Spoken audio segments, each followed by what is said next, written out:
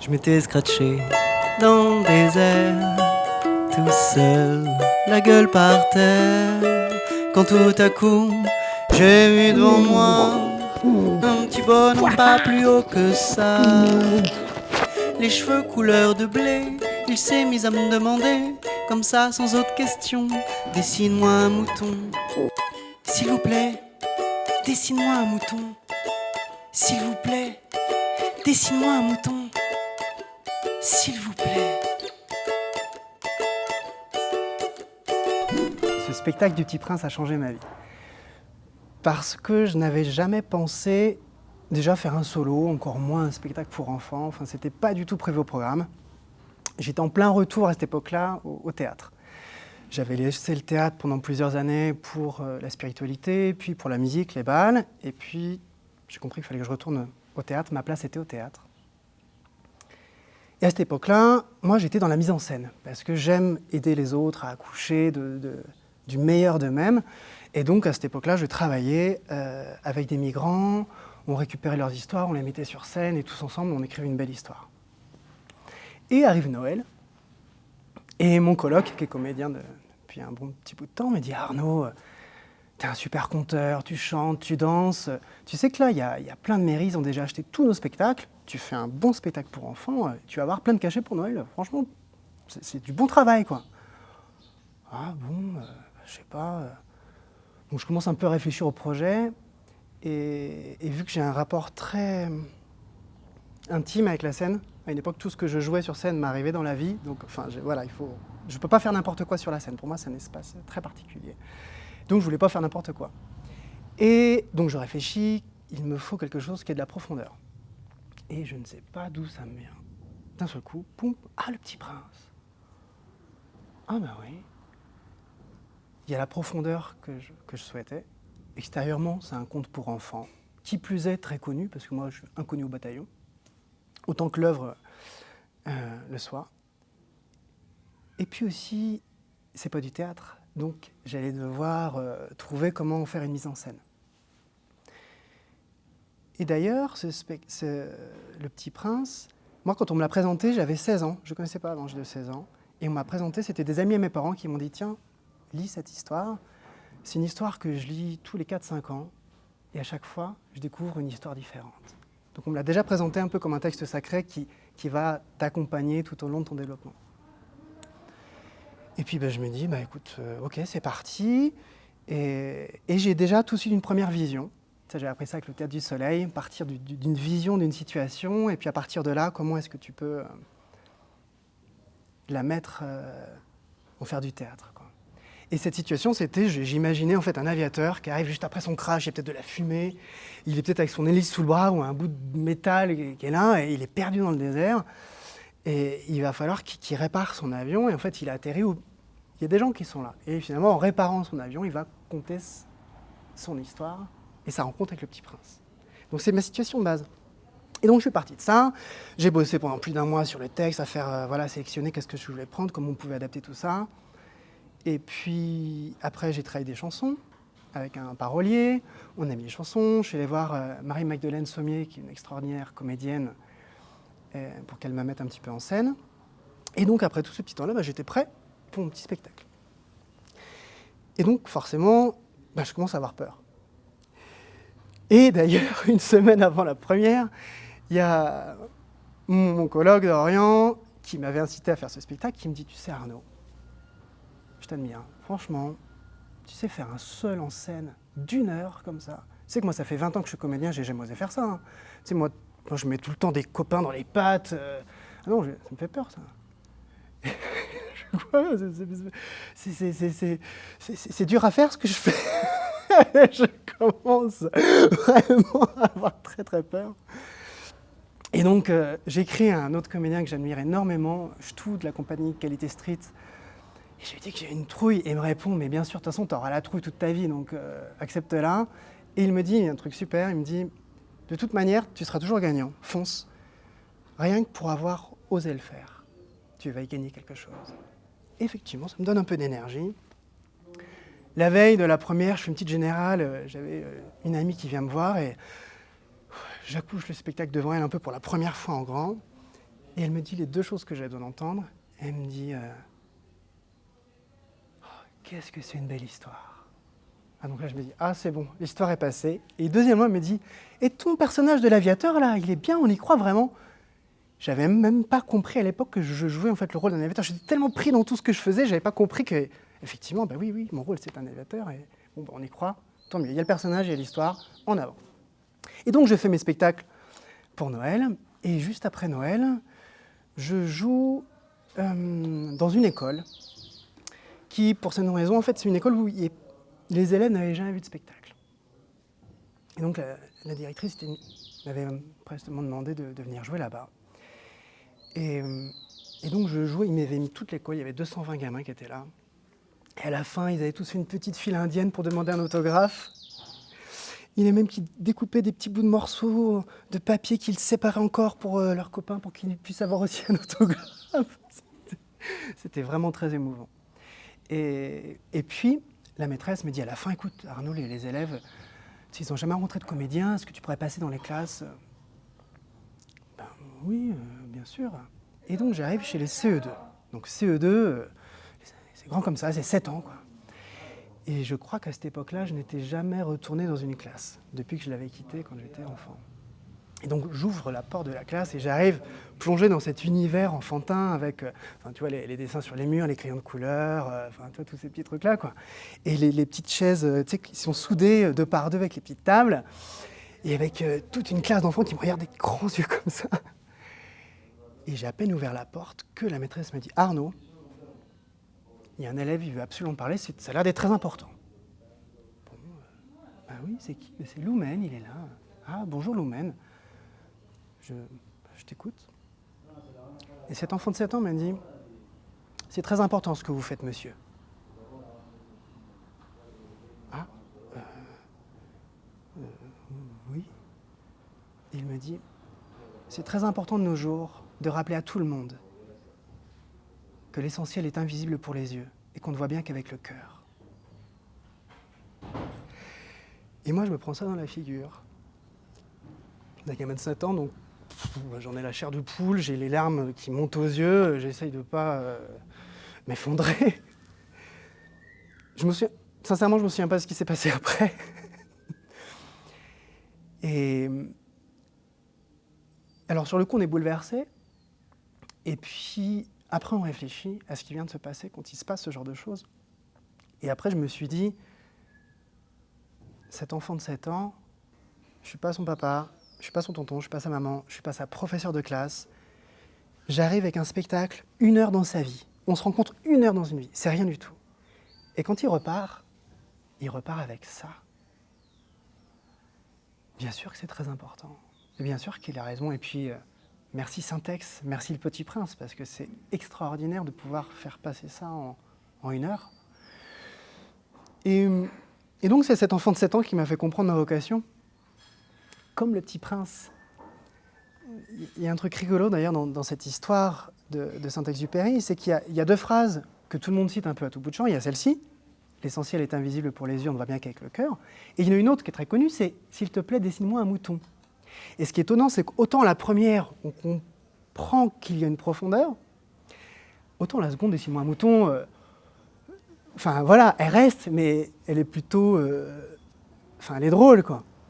Mais en fait, pour l'aviateur, elle est essentielle. Parce que c'est pas n'importe quelle phrase pour l'aviateur. Quand il était enfant, il voulait être peintre. Il voulait être dessinateur.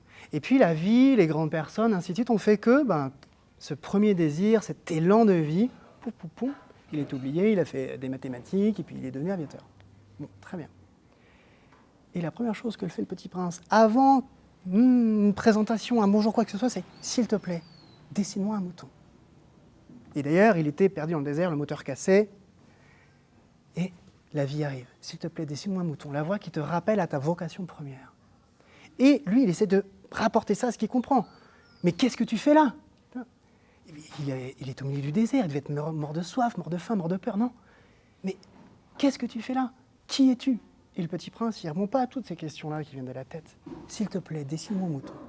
Et il le force à replonger, il le bouscule à replonger dans sa vocation première, dans la couleur de son âme, dans ce pourquoi il est là en fait. Et c'est ça qui se passe.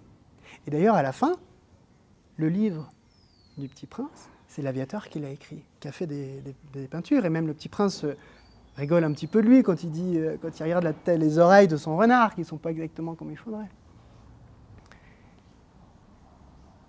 Et donc, je suis parti en comprenant ma vocation, et en me disant, ok, ce spectacle, il faut que j'en fasse quelque chose de plus, il faut que je travaille plus, et on va tourner avec ce spectacle, on va en faire un vrai cadeau. Et la metteuse en scène n'était pas du tout disponible, elle tournait à fond. Bon, je me dis, comment je peux faire pour continuer à le travailler? Et l'avantage de ce spectacle, c'est qu'il tient dans mon sac à dos. J'ai juste besoin d'un costume et d'un avion en papier. Mon costume d'aviateur avec mes lunettes, mon casque, mon écharpe. Et donc, je l'ai mis dans mon sac à dos et je suis parti sur le chemin de Saint-Jacques. Et je me suis dit, c'est le public qui va être mon correcteur, qui va m'aider, qui va me guider, qui va être mon miroir. Et donc, je suis parti du jour au lendemain. Pouf, on m'a déposé en covoiturage à Arles. On m'a déposé comme par hasard. Poum, j'étais devant quoi? Le théâtre d'Arles. Bon augure. Premier gîte. Le premier soir d'ailleurs où j'arrive pour ce pèlerinage. Donc j'ai joué le Petit Prince. Une personne du public avait tatoué sur son mollet le Petit Prince. Avec l'essentiel est invisible pour les yeux, on ne voit bien qu'avec le cœur. Et effectivement sur les mollets, parce que moi j'allais la faire voyager cette histoire pendant 700 km. Et donc je suis parti. Et là c'était une aventure merveilleuse. Il y avait à peu près un miracle par jour. C'était la magie.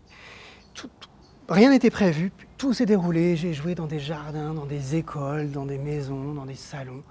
Parce qu'en fait, quand tu marches 20 km par jour, quand tu as joué que ça a plu, les personnes me disent « Ah mais tu vas où demain? Tu seras où?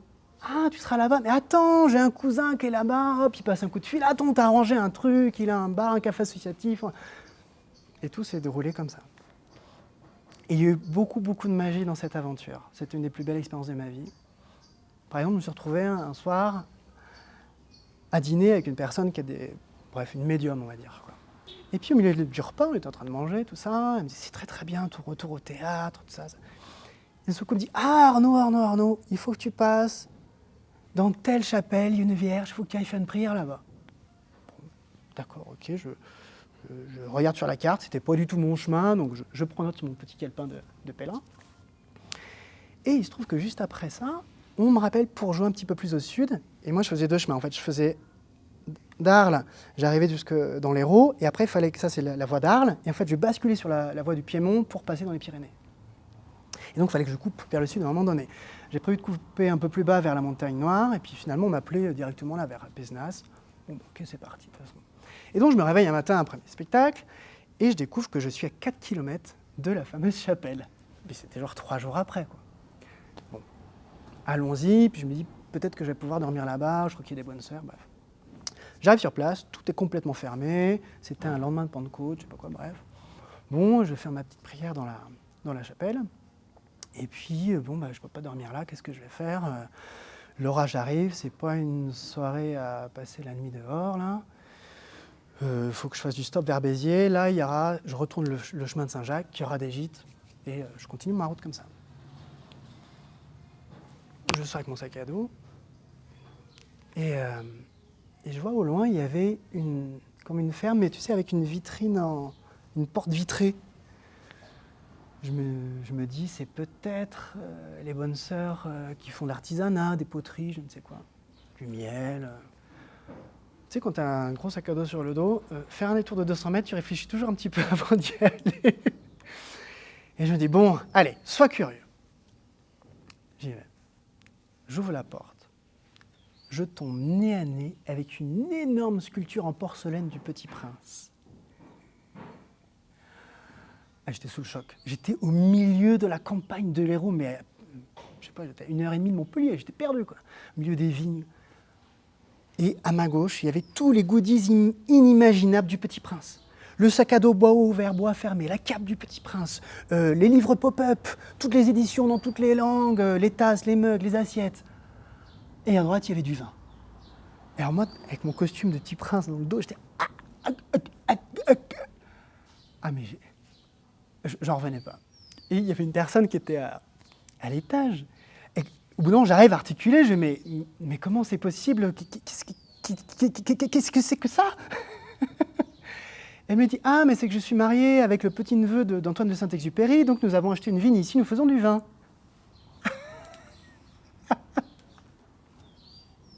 C'était incroyable. Et on sympathise. Et donc, je me suis acheté une petite bouteille Saint-Exupéry, forcément. Et il se trouve qu'en septembre, j'ai joué à Pézenas pour ses enfants. Et donc, j'ai joué pour les arrière-petits-neveux de Saint-Exupéry en septembre. Donc, c'était assez émouvant pour moi, bien sûr, quoi. Et en plus, de les rencontrer de cette manière-là, quoi. Et donc, le chemin a continué. Voilà, c'était à peu près, voilà un petit peu près la densité, l'intensité de chaque journée de cette aventure de 36 jours sur le chemin de Saint-Jacques. Et d'ailleurs, en arrivant à Lourdes, c'était la première d'une comédie musicale sur Bernadette Soubirous. Et moi, je marchais un peu, voilà, mon chemin, c'est vraiment entre l'art et le sacré. J'étais atterri au théâtre d'Arles, j'arrivais à Lourdes, il y avait un spectacle sur Bernadette. Bon, allons-y, quoi, allons-y. Et d'ailleurs, là, je travaille en ce moment un spectacle sur des hagiographies, sur la vie des saints. C'est mon prochain spectacle qui sera sur le chemin de Saint-Jacques. Et donc, l'aventure continue. Et après, j'arrive en octobre et je continue. Là, par contre, je vais jouer partout à gauche, à droite en France. Et d'ailleurs, c'est là que j'ai commencé aussi un petit peu à découvrir la vie de Saint-Exupéry. Parce que, voilà, le Petit Prince, oui, mais en fait, il y a une œuvre derrière. Il y a un homme aussi. J'ai rencontré beaucoup d'aviateurs qui m'ont raconté plein d'anecdotes sur la vie de Saint-Ex, c'était vraiment extraordinaire. Et il y a un grand mystère dans la vie de Saint-Exupéry, c'était que pendant très longtemps, on n'a pas su comment est-ce qu'il est mort. Il a disparu le 31 juillet 1944, il était parti en mission, donc il avait volé au-dessus de la Méditerranée pour voir le retrait des troupes françaises. Il avait un Lightning P-38, donc c'est un avion qui peut voler très très haut, c'était les meilleurs avions de l'époque, qui n'était pas armé, il prenait des photos. Voilà, c'était sa mission. Il était beaucoup trop vieux, il avait 44 ans. Tous les jeunes qui montaient dans ces avions, c'était tellement violent que c'était des jeunes qui avaient 25 ans, quoi. Et lui, bon voilà, c'était Saint-Ex, il a réussi quand même, alors qu'on n'était pas d'accord à faire cette mission. Il fallait 3 personnes pour l'aider à mettre sa combinaison, à monter dans l'avion, c'était toute une aventure. Et il devait rentrer à midi, pas de trace de Saint-Ex. On attend, il y avait tant d'heures de carburant, passé l'heure du carburant, bon bah, qu'est-il devenu de Saint-Ex? On ne sait pas. Les journées passent, aucune trace, il n'y a pas eu d'accident, on ne sait rien, il s'est peut-être craché dans une montagne, on ne sait pas, mais... Et je me souviens, j'étais assez bouleversé en écoutant ce témoignage. Prévost, c'était son mécano, et c'était une semaine après, parce que les aviateurs, il leur arrivait des centaines d'aventures incroyables, qui sont scratchés dans la cordillère des Andes, et ils sont restés, ils ont rampé dans la neige jusqu'à être recueillis, enfin... Il y a des aventures. Hein. Et donc là, il y a Prévost qui a la radio, et qui, une semaine après, qui dit « C'est Saint-Ex, on va le retrouver. C'est Saint-Ex, il va s'en sortir. » Et on n'a jamais eu de nouvelles de Saint-Ex. Et plus de 50 ans après, en 1998, si j'ai bonne mémoire, un pêcheur au large de Marseille retire son filet. Et dans le filet, une gourmette avec écrit Antoine de Saint-Exupéry, Consuelo, qui était la compagne de Saint-Ex. Et donc là, on s'est mis à faire des fouilles, ainsi de suite. Et il se trouve que moi, j'ai joué juste à côté de ce lieu où a été retrouvée l'épave de Saint-Exupéry, chez un des plongeurs qui a participé à l'expédition, qui m'a raconté toute cette aventure, où en plein milieu du week-end, je ne sais plus à quelle heure de la nuit, il y a son patron qui l'appelle, viens me voir demain matin dans mon bureau. Il arrive, ferme les yeux, assieds-toi sur le sofa, mets tes mains comme cela, et on lui donne cette gourmette, et là il voit ça, il dit « Notre mission, c'est d'aller chercher l'avion ». Donc c'était une aventure de 2 ans, hein, voilà, donc c'était encore pour moi très émouvant de découvrir tous ces petits bouts d'histoire, toutes ces aventures, cette magie en fait qu'il y a autour de Saint-Exupéry. Et puis là, de jouer, l'avion était tombé à des kilomètres derrière là où j'ai joué en fait. C'était comme un spectacle d'hommage. Quand ils ont réussi à identifier l'avion, d'un seul coup, il y a un aviateur allemand qui a dit « En fait, c'est moi, j'ai abattu un P-38 le 31 juillet au-dessus de l'océan, et c'est moi qui ai abattu Saint-Exupéry. » Et il se trouve que cet aviateur était un grand fan de Saint-Exupéry. C'est un vrai drame.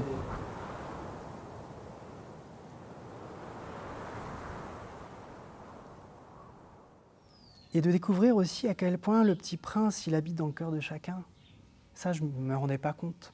Et même aussi à l'étranger, c'est pour ça que là, je suis en train de le traduire en espagnol, en portugais, en anglais, pour pouvoir emmener ce spectacle partout. Et d'ailleurs, un des rêves là, qui est en cours de préparation, j'ai rencontré un aviateur qui conduit des petits avions, parce que Syntex, il a participé à la création de la première ligne d'aviation qui reliait Toulouse à Buenos Aires pour le courrier.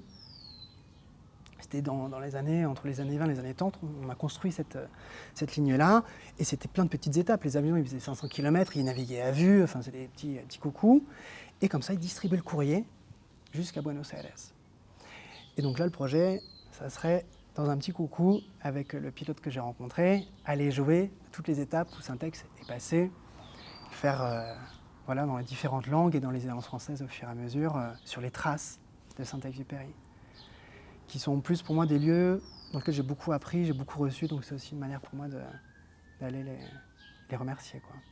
Et juste pour conclure, moi, si j'aime beaucoup partager ce spectacle, déjà il peut se faire n'importe où, parce que j'atterris où j'atterris, ce qui fait que si c'est ce jardin, eh bien avec mon avion j'atterris dans ce jardin et je raconte mon histoire depuis ce jardin, donc c'est merveilleux de pouvoir juste marcher toute la journée, je marche et le soir j'arrive et je fais mon spectacle. Mon spectacle s'adapte à toutes les situations et il réunit toutes les générations, des enfants jusqu'aux grands-parents, avec les enfants qui découvrent, les parents qui sont là, ah oui c'est vrai, les grands-parents des fois qui murmurent les paroles parce qu'ils l'avaient appris étant petits à l'école. C'est tellement beau de voir tout ça, parce que finalement les adultes s'identifient à l'aviateur et les enfants s'identifient au Petit Prince. Enfin, il y a vraiment ce dialogue enfant-adulte qui est très important, qui me touche beaucoup. Donc oui, ma vie a complètement changé depuis que je me suis lancé dans cette aventure. Et être le messager de l'histoire du Petit Prince, c'est une grâce. L'eau peut aussi être bonne pour le cœur. Les étoiles sont belles à cause d'une fleur. Et ce qui embellit le désert, c'est ce puits caché là-bas derrière. L'essentiel ne se voit pas des yeux. Le cœur, lui, regarde bien mieux. Écoute un peu cette histoire contée par Maître Renard. L'essentiel ne se voit pas des yeux. Le cœur, lui, regarde bien mieux. Écoute un peu cette histoire contée par Maître Renard. Écoute l'histoire du voyageur contée par Antoine